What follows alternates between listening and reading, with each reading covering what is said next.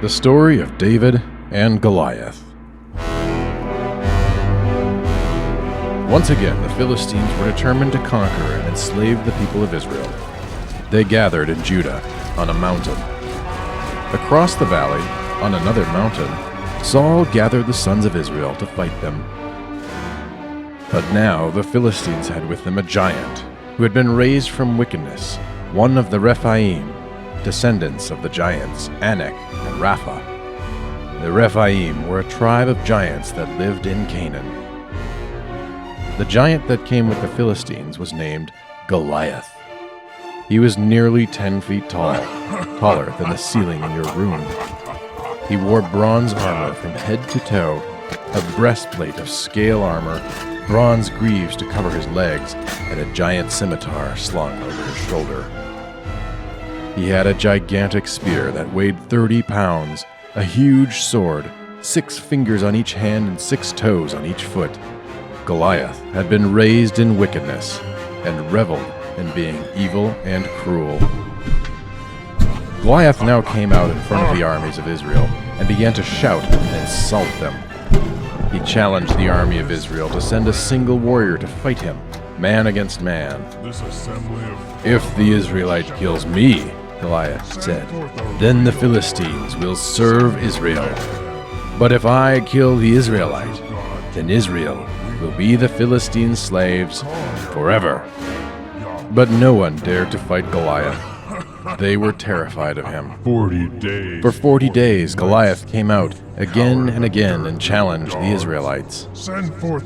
One day, young David came to the camp of Israel, where his brothers were soldiers in the army. He was bringing his brothers bread to eat. When he arrived, the armies of the Philistines and the Israelites were forming battle lines once again, facing each other. As David was speaking to his brothers, Goliath strode out and again challenged the armies of Israel to send a man to fight him, shouting curses and blasphemies against God. The men of Israel shrank back, terrified of Goliath. David asked his brothers, "Why does no one fight him?" His brothers scoffed at him and said, "You are just a young boy. Go back to tending your sheep. You know nothing of war and fighting." But David turned away from his brothers and asked other soldiers about Goliath, saying, "Who is this pagan Philistine who comes to challenge the living God?" One of Saul's men overheard David and reported it to King Saul. Saul called for David. When he arrived, David said to King Saul, "I will fight this Philistine." Saul replied, "You are young. The Philistine is a giant, and he has been a warrior since he was born. He will kill you." Then David said to Saul, "I watch my father's sheep. When I watch the sheep, bears and lions come out to steal the sheep. I chase them down, and the Lord helps me kill those lions and bears and rescue the sheep. Just as the Lord helps me kill those animals, so too will he help me kill this giant. This uncircumcised Philistine will die, just as those lions and bears have died for challenging the living God. Yahweh will help me." Saul was frightened, but because no one else would fight the giant, finally he said, "David, you may go, and may Yahweh be with you. But wear my armor." David went in and tried Saul's armor, but it was too big for him and very heavy. So David took off Saul's armor and said, "I cannot use this armor." Then he went down to the river and took 5 smooth stones out of the water and put them in the bag with his sling.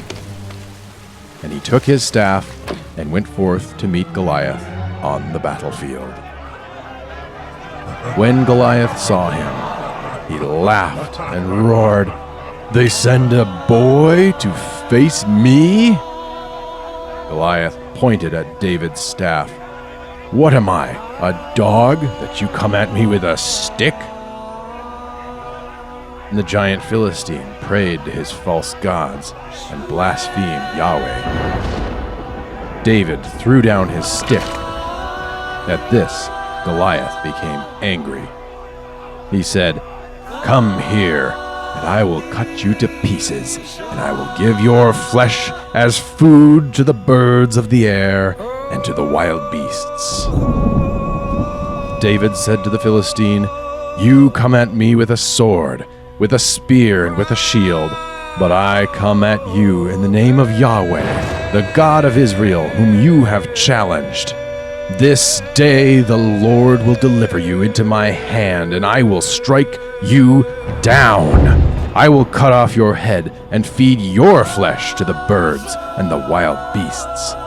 And all the earth will know that there is a God in Israel, and that Yahweh is the Lord of the battle."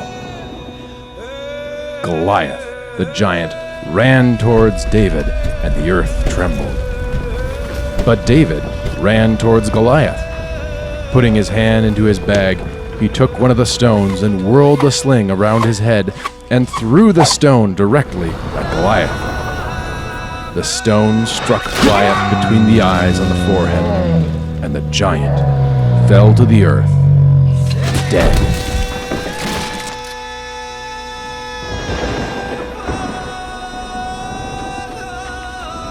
David ran forward and drew Goliath's own scimitar and cut off the giant's head. When the armies of Israel saw this, they shouted their war cry and attacked the Philistines, who ran away as fast as they could. When the men of Israel returned, they plundered the camp of the Philistines. David lifted Goliath's head and brought it with him to Jerusalem, and took Goliath's weapons for his own. All the men of Israel praised young David.